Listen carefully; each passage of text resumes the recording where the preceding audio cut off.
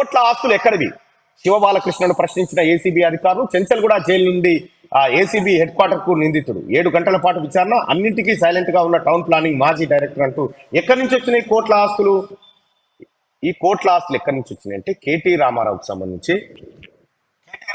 సంబంధించినటువంటి బినామీల్లో ఈయన ఒకడు. సోమేష్ కుమార్ కు అత్యంత సన్నిహితుడుగా, టౌన్ ప్లానింగ్ ఆఫీసర్ గా ఈయన కూడబెట్టినటువంటి సంపద 500 కోట్ల పైచిలకు దాటిపోయింది.